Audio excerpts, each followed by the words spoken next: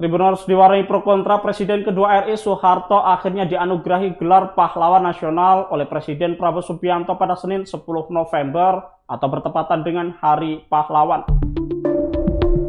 Penganugerahan ini diserahkan Prabowo secara simbolis kepada dua anak Soeharto, yakni Bambang Trihatmojo dan Siti Hardianti Rukmana atau Tutut. Gelar ini diberikan tak hanya dengan Soeharto tetapi dengan 9 tokoh nasional lainnya seperti Presiden keempat RI Gus Dur serta aktivis buruh Marsinah.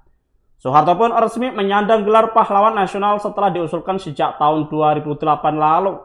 Nyatanya usulan Soeharto diberi gelar pahlawan nasional sudah muncul sejak Soeharto dimakamkan di Astana Giribangun, Karanganyar, Jawa Tengah pada 28 Januari 2008. Sosok tersebut adalah ketua fraksi Partai Golkar di DPR saat itu, yakni Priyo Budi Santoso. Saat itu Priyo sudah berencana untuk meminta agar Ketua Umum Partai Golkar ketika itu, yakni Jusuf Kalla, agar memprakarsai usulannya supaya Soeharto dipertimbangkan oleh negara menerima gelar pahlawan nasional.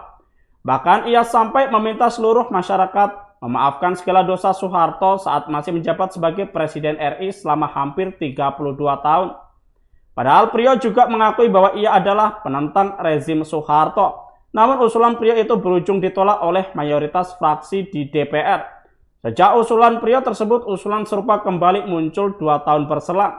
Namun keputusan Dewan Gelar Tanda Jasa dan Tanda Kehormatan yang baru diangkat oleh Presiden ke-6 RI SBY memutuskan Soeharto tidak masuk sebagai sosok yang menyandang pahlawan nasional.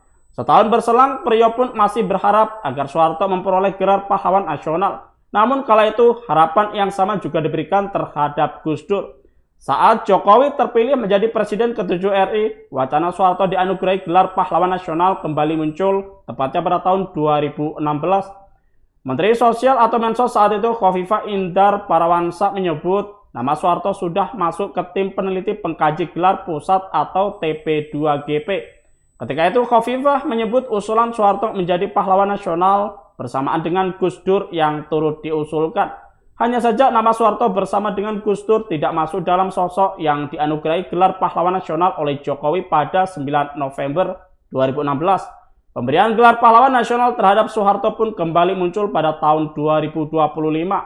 Sebagaimana disebutkan Menteri Sosial Saifullah Yusuf alias Gus Ipul mengatakan, usulan Presiden kedua RI Soeharto menjadi pahlawan nasional datang dari Gubernur Jawa Tengah Ahmad Lutfi yang meneruskan masukan dari kepala daerah dan masyarakat.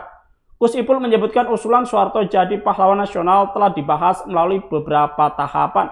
Mulai dari diskusi yang melibatkan sejarawan dan tokoh daerah, kini usulan tersebut akhirnya terrealisasi pada 10 November, meski dengan sederet pro dan kontra.